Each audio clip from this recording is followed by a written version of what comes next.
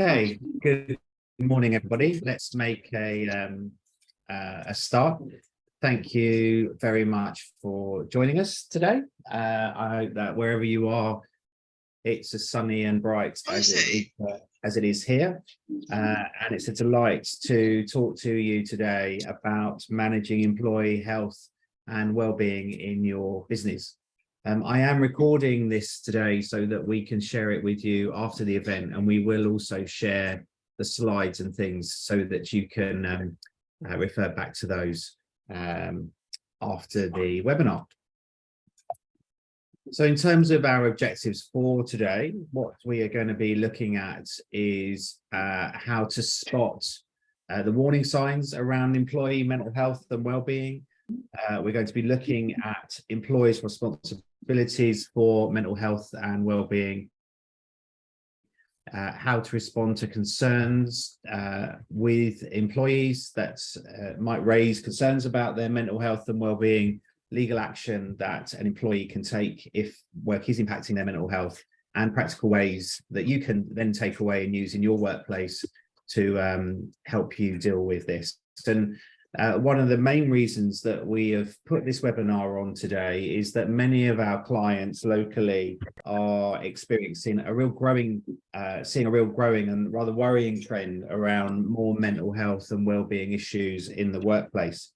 And it's certainly for us as a provider of HR support for local businesses being something that we have been responding to almost daily at the moment. So we thought helpful to try and maybe give you some practical advice that you can then you can then take on and use with your team. So my name is David Hudson. Just for those of you that don't know me, I am the owner and founder of the HR department. We work primarily in West London. We look after businesses in Wandsworth, Lambeth, Clapham, Oval, Vauxhall, and all around there. But we do work further afield, and I know some of you have joined from there, so great to see you. I have over 25 years experience in both operational leadership, HR leadership, and organizational development. And more latterly, before starting the HR department, worked for a large global organization. So we have extensive experience in this area, along with recruitment, training, coaching, and all the other things that you would expect. Okay, so as usual, our webinars are very interactive. So what I'd like to do is hand over to you and hear about the challenges you're having. So if you could please take to the chat and share with me which one of the 5 areas below are the areas that you're most maybe struggling in with your business. So is it, are you seeing, for example, mental health and well-being being affected by the current inflation or cost of living crises, by remote working, the current mental health and well-being challenges that people are just generally having, worry about security with their roles, or increasing workloads? So be interested to hear what you're seeing in your businesses. So if you could take to chats, Zoom chats, and share your A, B, C, or D.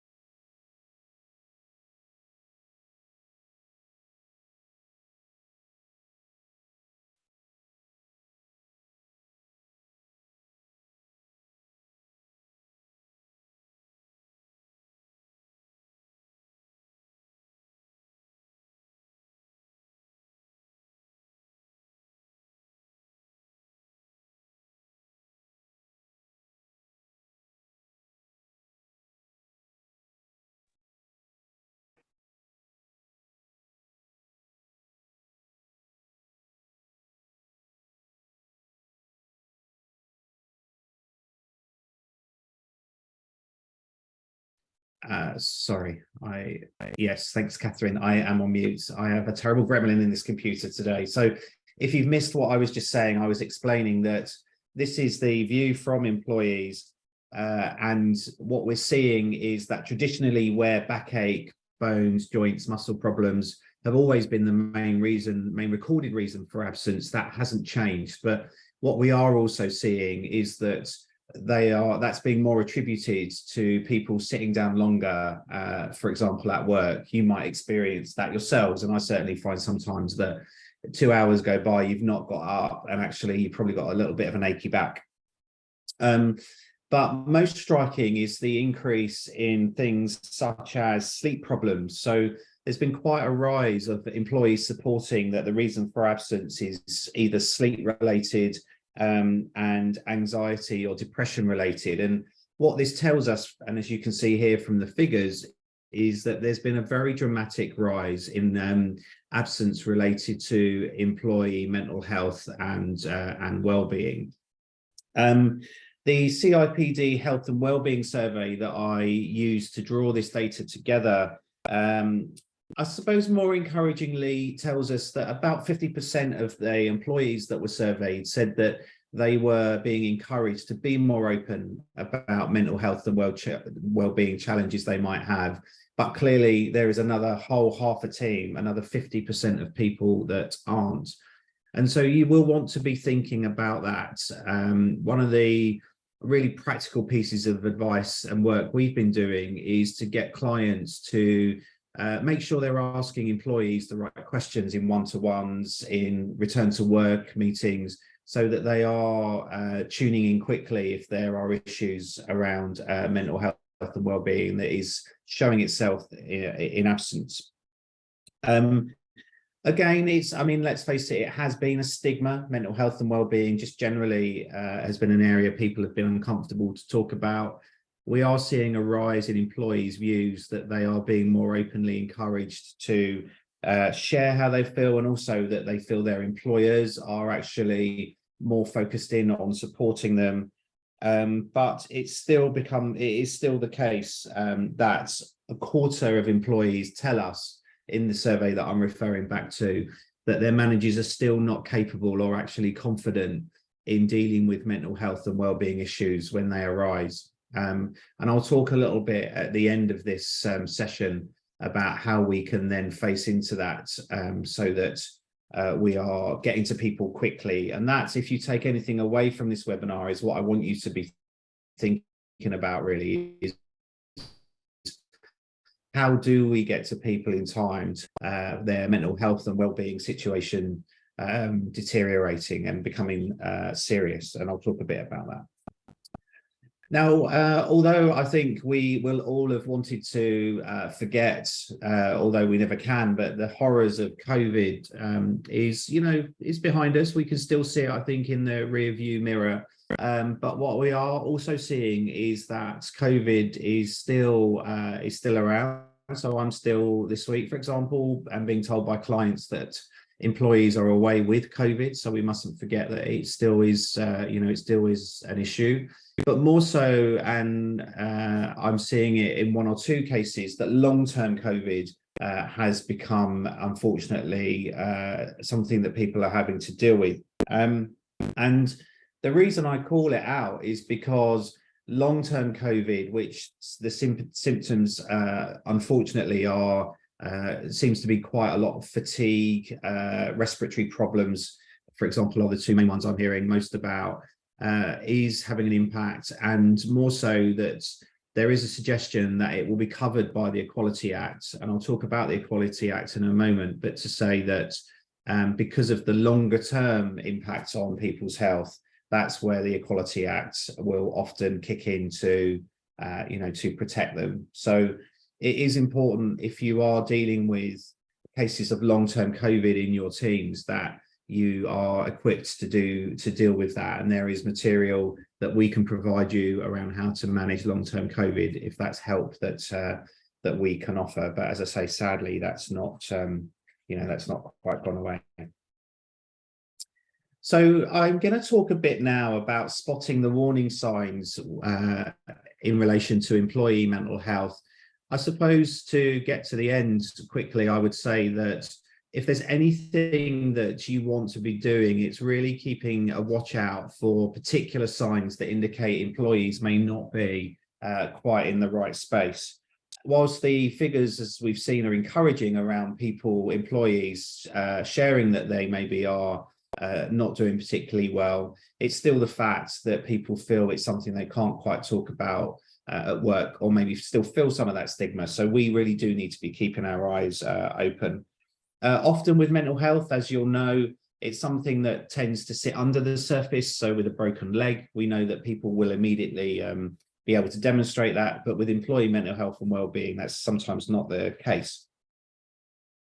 So I'm interested then to, I looked a little bit, at some recent statistics. And what's interesting as a backdrop to this is that one of the main reasons for stress is, interestingly, management style and workload. So we've been doing work with clients, for example, around management style, because what we've started to see is that managers sometimes feel ill-equipped and actually often quite nervous about how to deal with an employee that says that they are going through a bout of depression or anxiety, or are just feeling low mood, and that's therefore impacting performance. So management style is often a reason why employees may be feeling that they are stressed. And even beyond not being able to deal with employees' mental health and well-being issues, we are seeing generally at the moment, and I think that the pandemic did this, where you would expect usually managers to go through training and to get the proper coaching for how to deal with people. That stopped as everything else did. So just be thinking about, what do I need to do with my managers to make sure that they are properly equipped to manage people? And one of those things, as I said, is to send them on training. And again, that's a big part of what we do that I can talk to you about separately. Unsurprising, the other big issue that we know that's causing people stress is workload. I'm sure if I went around this virtual room, many of you would say I'm probably overworked, or I'm struggling to keep up. Doing more with less is really been the mantra in the last 18 months, 2 years since COVID hit, and the economic circumstances we're in, unfortunately, is probably directly correlated with that. So people are struggling with workload. And where that's also impacting is that if you take that and the home working requirement, and everyone's trying to juggle work life or work, as it sometimes can feel like, it becomes a case where people just becomes, in real life, slightly overwhelmed by the, the work that they've got to do. So again, interesting statistics. The thing I would be saying to you right now is, and we will share these slides with you, is how does this maybe reflect the absences that you're aware of in your own teams, or is management style in your organization or your team something that you think needs attention? Because it's often the case that we become sanitized, if you like, for poor, if managers are behaving poorly, or it can be too difficult to deal with it, and all the other reasons that I hear on a regular basis. But as you can see here, it can have a massive impact. And don't forget, in terms of 101 around absence, that the ultimate impact is always going to be on the people that are in the team that are picking up that work. And if we see that workload in itself is an issue, to pile more work on people due to absence will only make things worse. And also then ultimately our customers and our businesses suffer. So where you are identifying causes for stress, do make sure that you are getting in quickly and dealing with them. So that's all great, but one of the questions that I'm asked often is, what actually is it that is causing all of this mental health and wellbeing crises? I think it's like a little pandemic. More and more we hear stories about people just not being able to cope. The cost of living crisis, the war in the Ukraine, the gloomy economic outlook, all of those things are really impacting people for sure.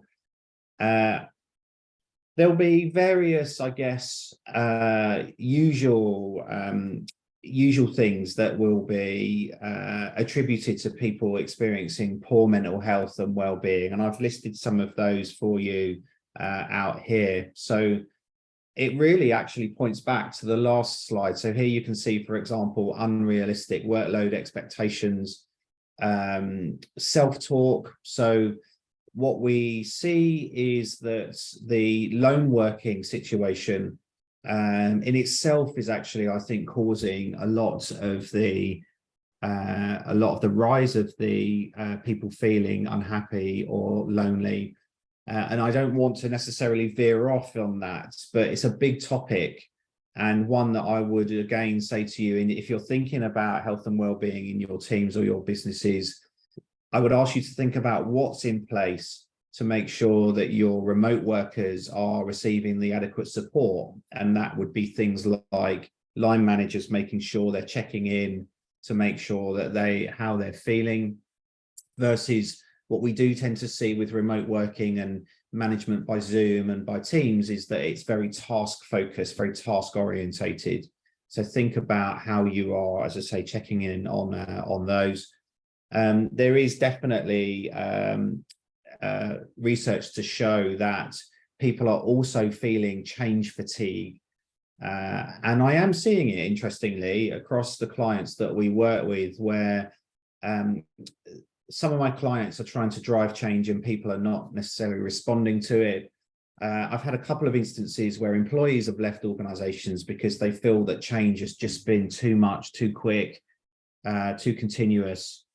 And with what we're dealing with as people at the moment, I think it's understandable that maybe people just want a little bit of time to settle, to find some routine, to just do the job in hand.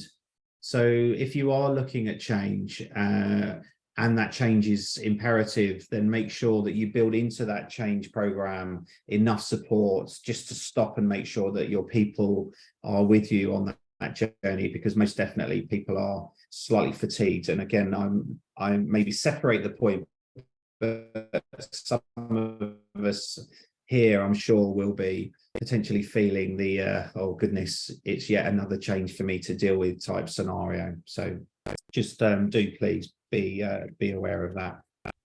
So there are ways to spot if people are maybe challenged or maybe preoccupied with mental health or well-being challenges, and I wanted to call that out for you. Again, these things will, I'm sure, be very obvious to you, but you'd be surprised how often when I ask questions like, how did you not spot the signs prior, how managers just don't. And so it's really tuning in, I think, when you're thinking about mental health and well-being, really tuning in behind the tasks and the roles to how people are behaving. And what I'm going to give you now is some examples of some examples of that type of behavior that you can keep your antenna up for. And if you start to see it, then it's a sign, a signal, if you like, for you to start asking the right questions. So one of the big things is fatigue. So I've split these reasons into three: physical, psychological, and behavioral.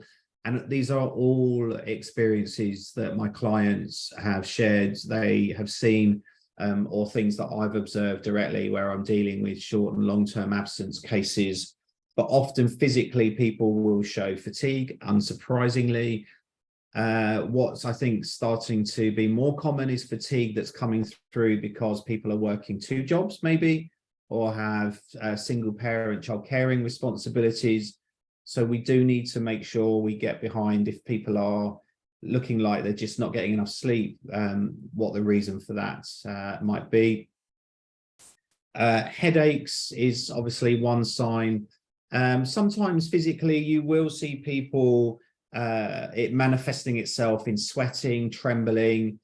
People can appear off color, if you like. And all of this, dare I say, we will know in our private lives. We'll quickly pick up signals if our partners or our families are displaying these symptoms. But if you're seeing it in the team, maybe 1 or 2 days to be practical about it. It's maybe people having an off day, and everyone does have an off day, right? If it's something that you're seeing continuously, then these are signs that maybe the employee needs the opportunity to sit and talk to you about where they're at and how they're feeling. So look out for these signs, and symptoms. Secondly, then there will be psychological signs, and these won't be so easy to spot. But and I'm sorry to keep laboring this point, but you have to really tune into people, and you will sometimes find, for example, that the same thing will come up in various conversations. So you might be doing a one-to-one and saying, how are you finding things?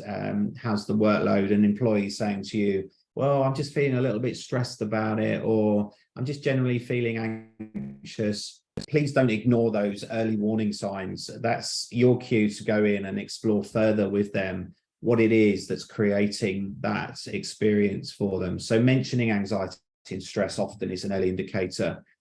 And then people will change. So you might have someone in the office that is very chatty, generally buoyant, for example, very present in meetings, where suddenly you start to find that they become very tearful, or maybe they're a bit more sensitive to what you're saying.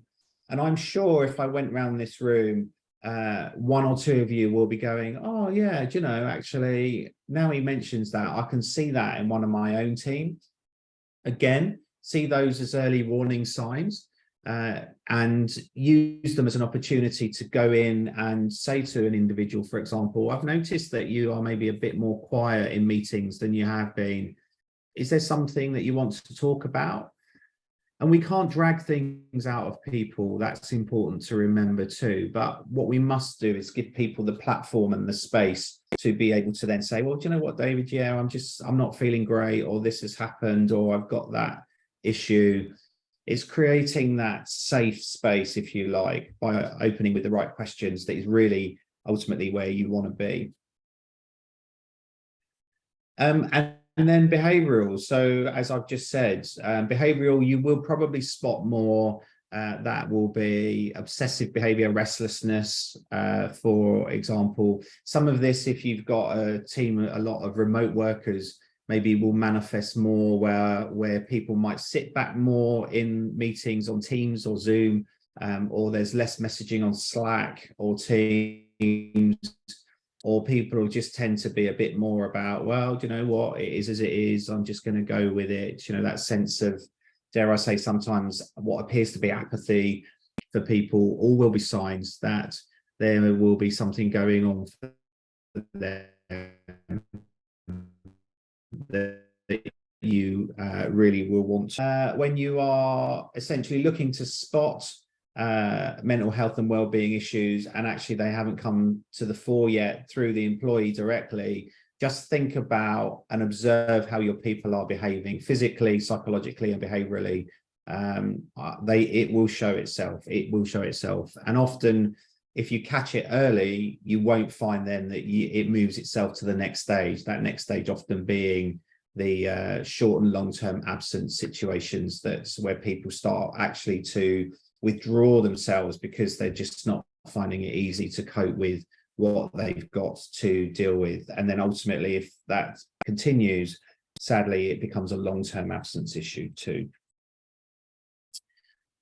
So just pausing at this point, if you have any questions that you want to drop in the chat, then please feel more than free to do so. We will have some space at the end of the session to answer questions.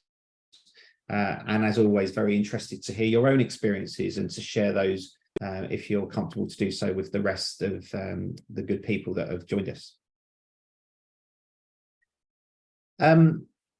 Now, the reality, as always with people management, is that we will, as employers, or we do rather as employers, have very set responsibilities in this area. And we have to make sure that whilst it's important, we see that we have to face into the mental health and well-being issues with employees. There is also a statutory responsibility for us to fulfill in that space too. And more and more, and again, I refer back to what we're dealing with at the HR department, the employee mental health and well-being is really impacting in areas such as employee performance, absence, and all of those things. So it is important that you've got some basic understanding of your responsibilities so that you can deal with it in the right way. So first and foremost, and this, I guess, almost is the response to the earlier slide around reasons why people are feeling stressed, is that there is a very clear requirement in the Health and Safety Act that employees are given the right tools, managed in the right way, and given the right opportunities to be in a situation at work where they are healthy and safe. Now, I don't know about you, but for me, health and safety was so often more about safety than it was about health. But we can't just ignore the fact that health is a part of that. Employees have a legal responsibility to make sure that their employees are, as I say, healthy. And the challenge with that is that it can be a double sting. If you're taken to tribunal, there are arguably two sets of legislation there that support the fact that people need to be looked after. At the centre of the employment relationship, an implied term of employment is the duty of care. And whilst that's probably not written in many times in your contracts, nonetheless, you must understand that that is a implicit legal requirement that we look after our people, and duty of care is really what sits, what we call also at the center of the psychological contract, which is the understanding and expectation that the employees will have of their employers. So one of the more practical points I would call out here is that I think we're still grappling in a way to understand better how we manage remote workers. And what I am seeing a lot of is that's become a very task-based, operationally based relationship, whereas we can't forget that our people, no matter where they are still our people. And so if you are, as I said earlier, managing a remote workforce, don't think that out of sight, don't allow yourself to be in a place where out of sight is out of mind. And that's where I would say the duty of care piece is maybe slightly more lacking. So have a think about that for your own team. As with everything we do around managing people, we have an obligation to make sure that there is no discriminatory practices. And that's not just necessarily about overtly discriminating against individuals, which is obviously absolutely out of the question.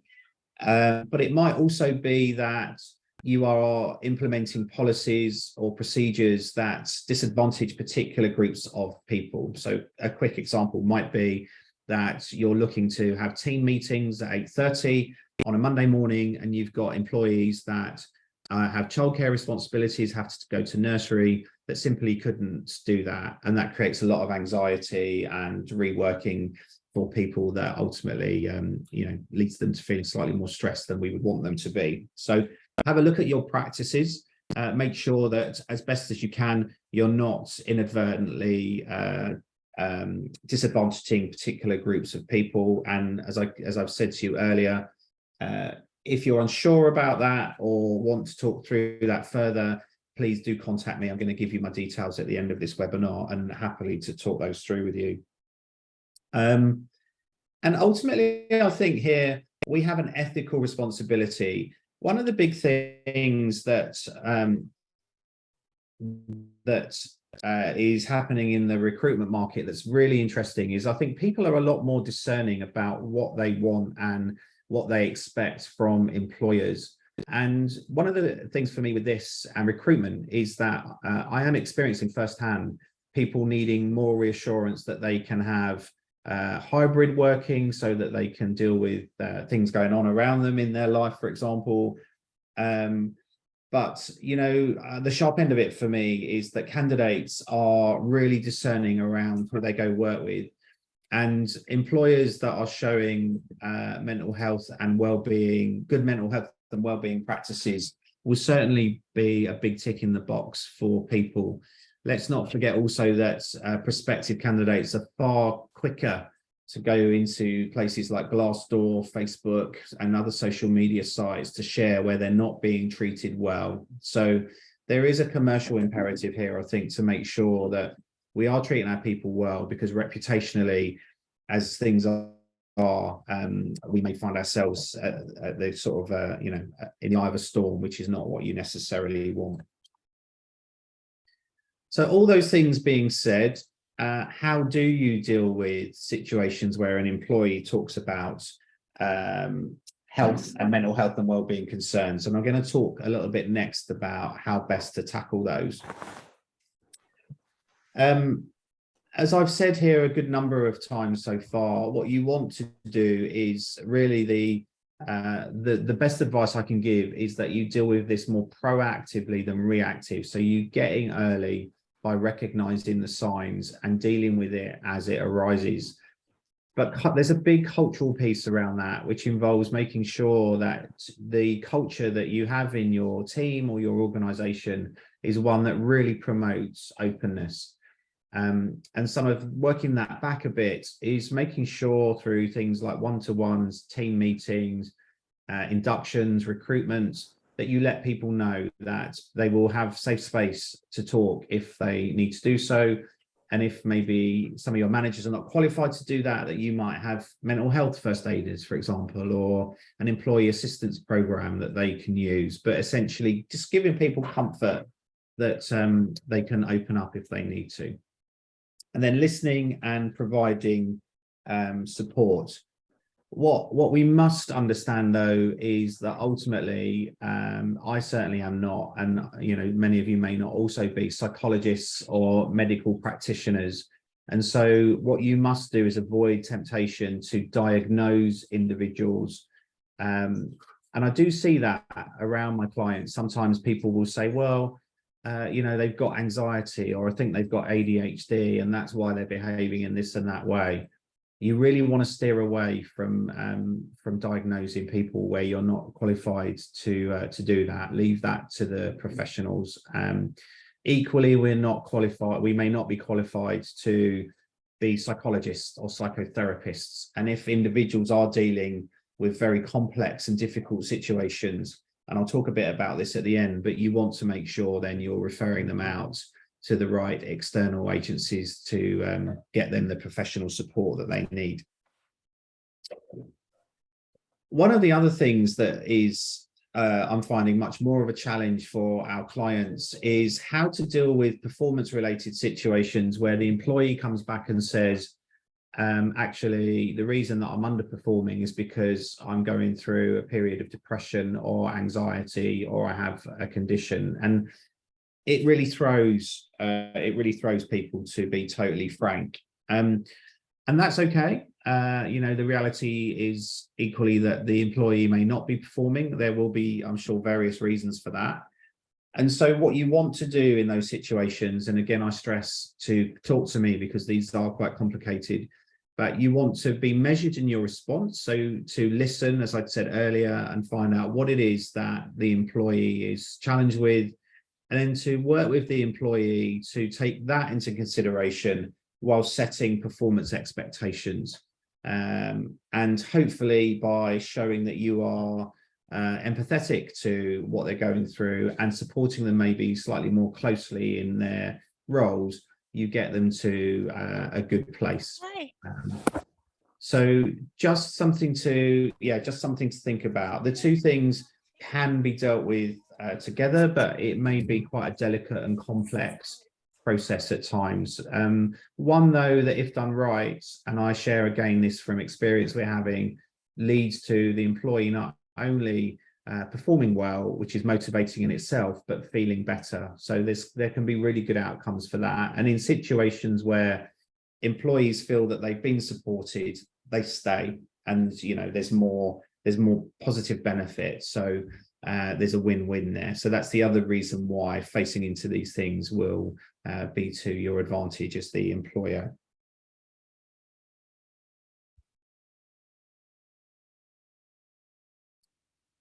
Now, it might be that in actual fact, and I guess a nod back to my previous point there, that what people really need is a little bit more support just to get them through what they may be experiencing at that time. And so we in HR often refer to that as reasonable adjustments. So you might have seen where an individual's been off work, for example, so let's say they broke their leg, are coming back. It's not in any way unusual that you might have experienced or actually managed a situation where then that employee works for reduced hours, or they change their tasks to accommodate their recovery.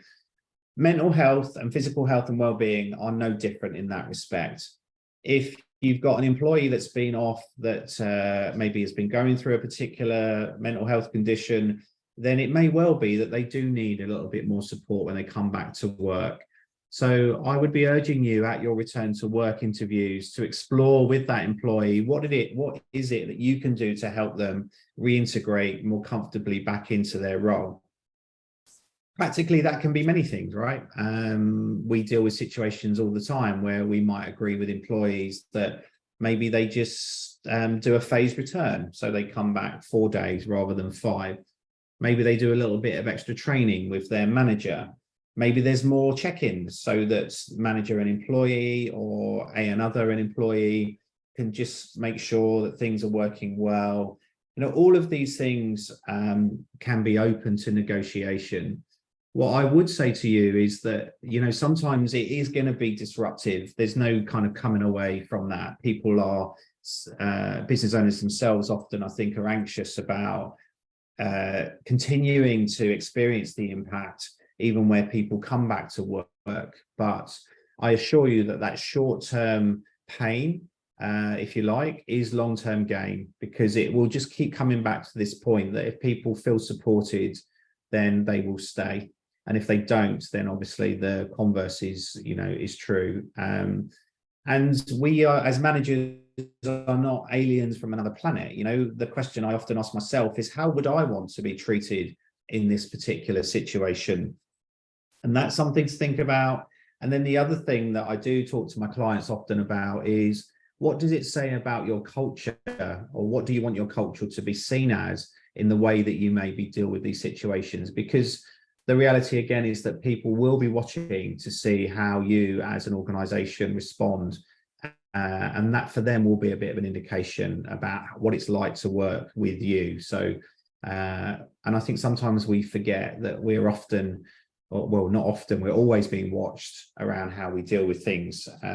Done well will be motivating for people, done badly, may leave a bit of a sour taste in the onlookers' mouths, which is, again, not, I think, what we want. So at the sharp end of this, and I'm asked this question often, is what in actual fact is the legal action that people can take if they're suffering with mental health and wellbeing challenges? And they are, there is the more informal sort of process where, as we've talked about earlier, people will start to withdraw their efforts, will maybe detach from colleagues, and then ultimately start to go absent. So that's a very typical or traditional path people will take. More formally, though, if the workplace stress and pressure is causing the actual reasons for absence or aggravating their mental health and well-being, then employees can resign and claim unfair dismissal. If it's the case, for example, that an employee is repeatedly telling their manager that they are challenging and they have a condition that is causing them maybe to not quite perform where they need to be, and that's ignored, or in actual fact, even worse, that's used against them. That could be a disability discrimination claim. Or ultimately, if an employee feels that despite sharing where they're at, work's just become untenable for them, and the manager or employer has set them up to fail, that you want to think about is that those claims will be expensive. So some of the recent disability discrimination claims have been upwards of £50,000. A claim for unfair dismissal will cost you all in probably not less than £20,000. So even if you remember that, you'll understand why working all the way back to my point about deal with things early on is so important, because if you don't and it goes bad, and believe me, I've seen that happen, then you can kiss goodbye to £20,000 and also a horrible amount of time spent dealing with tribunals and the like, which can be crippling, particularly for small businesses. So all that being said, what then are the practical steps to managing health and well-being in the workplace? And this really is bringing together all of the things, not just that I've said, but what we see is the real best practice steps that we share with clients that mean that, thankfully, and in all genuineness, we are not in that worst case space, because our clients are managing well their employees' mental health and well-being. So first and foremost, I think it's really important that you promote this culture of sharing. As obvious as it sounds, people need to know that it's okay to come and talk to you about what they may be experiencing. The way to do that is through your inductions, by talking about your culture at recruitment stage, by making sure that it's coming up in your one-to-ones and your team meetings, and maybe having some tools, and I'll talk about tools next. But all in, really, it is just simply about letting people know that they can come and talk to you if they're experiencing challenges or they're unhappy. Sometimes, hopefully 7 out of 10 times, people may be experiencing low mood, and it's a short-term situation that we support people through and they get back on track. But there will be times where that's not the case, and that's where it's important to have the right absence policies in place, and the right procedures to deal with maybe the slightly more complex mental health and well-being challenges people have. So do go back, look at your employee handbook, look at your absence policies, and make sure that it's clear about what happens if people, for example, are continuously off of work. How are you going to deal with that? And then the sharp end, and as I said earlier, we've been doing a hell of a lot of this at the HR department, is just training managers to handle sensitive or difficult situations. And you may well be able to, you may well yourself be able to pick out managers you have that just can't. People find this area themselves difficult to deal with, and sometimes people themselves as managers are dealing with these things. So put some training in place, make sure that managers themselves have the right tools and the right reference points, be that the owner of the business, be that us as the HR department. But but managers will also need to be supported if they're having to go through tricky situations, or they've just been promoted and maybe don't know how. Let's also not forget that physical health and well-being is really important and very linked to an individual's mental health. So my steer to you is to go and look at the policies and procedures that you have generally around well-being, health and well-being. Are you doing the good old-fashioned stuff like making sure people are not spending lots of time at their display screens? Are you making sure that adequate breaks are being taken, which, as I said earlier, is, for example, enshrined in the Health and Safety Act? Are people generally not being fed? And this is quite an interesting one. I'm seeing clients offer food more, for example, to teams.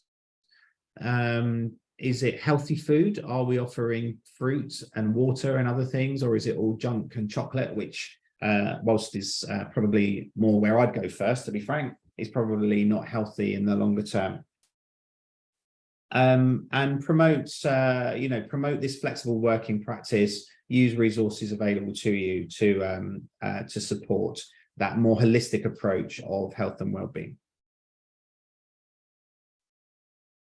So, as I said to you earlier, we are, many of us rather, maybe aren't medically or professionally qualified to deal with some of the challenges that working with employees that have either health or mental health issues brings. So it's important you've got the right resources in place. One of the things we recommend is to have an employee assistance program. You may not have heard of that. So basically that's an external service that you can call up. And they are confidential conversations you can have with trained counsellors at the end of the phone, or sometimes via a chat, via a website, that help people just offload. Maybe they feel they can't share some things with their managers, but in being able to offload, maybe just feel better in themselves. It's always helpful to have occupational health. I've seen a rise of that. We ourselves have great occupational health specialists we use. Mental health first aiders has become more popular, and there are some great courses out there where maybe someone that's not a line manager can come in and help the employee with more tools or a bit more guidance, and is also internally maybe slightly more independent, and ultimately training your people to manage these situations. External resources, there are really great external resources. Mind, I refer back to that often if I'm advising clients. Rethink Mental Illness. Mental illness is another great external resource. And there is, if you are right at the other end, struggling to understand people's fit notes, a fit to work advice line that you can use, all available via the internet. So I've galloped through that. It's a big area, and hopefully what you have taken away from this is that it's an area that we can really not afford from a reputational company, employee welfare, duty of care, financial perspective. We can't avoid the fact that sadly there is a rise in mental health and well-being challenges, and these are now much more becoming interlinked with people's experience at work, how they show up, their performance, and all of those things, and we have to face into them.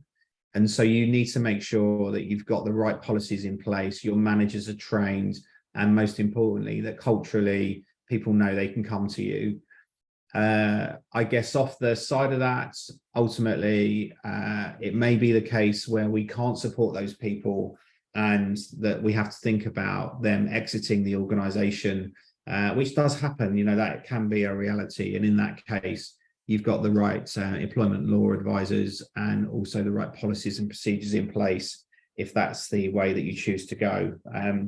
My last word on that being, do not, under any circumstances, dismiss people just because they tell you that they're anxious or they can't do the job or they're not well, because that will be often a one-way ticket to an employment tribunal. And if you are in that place or in any of those places I've just mentioned, then do call us. And a little bit about who we are for those of you that haven't quite had the joy of working with us. My business is essentially an organization that provides HR support right across the board. So we don't just specialize in these kinds of areas. We offer recruitment support, training, absence management, as I've talked about, employee relations issues, but more fundamentally also we make sure your contracts are right, the handbooks are well written, and we do all of that through our monthly advice line service, which I'm privileged to say is something we offer many clients across West London and beyond. And as you see, and again, unashamedly almost, we have 100% satisfaction rates across the board, which I am very proud of, and also I have a great team that are part of that. We are always available to help, as you can see here. We do run every Tuesday a entrepreneurs, business owners, and managers drop-in, which is free. You just need to follow the link, and we will send this to you after this webinar. And I'm always available to talk, and so do please feel free also to contact me. Here are my contact details. We are going to be running more webinars, so sign up to the website. And follow us on LinkedIn and on Facebook, and these free events, which are often invaluable, I think, for people, are all at your disposal.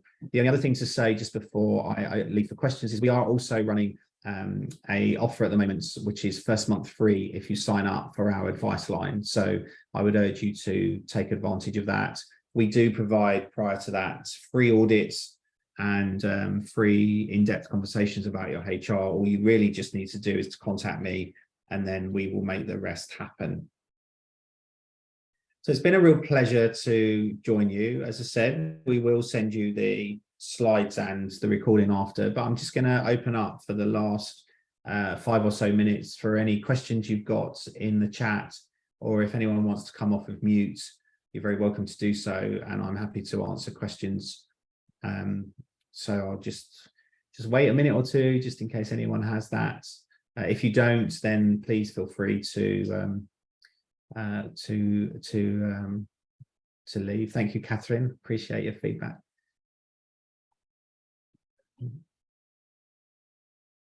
Yeah, I preferred it's real. That was really good. Thanks. Thanks, everybody. Thank you. Thanks, Heather.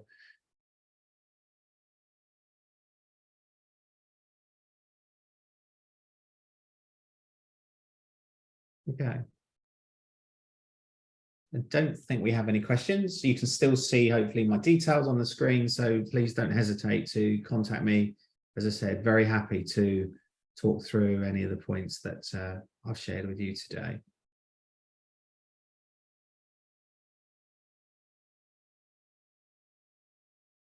Okay, I think on that basis, we are probably done. Thanks, everybody. I will be in touch. We'll share, as I said, the recording, and don't hesitate to contact us if you've got any questions or to sign up for our advice line. We would be delighted to help you.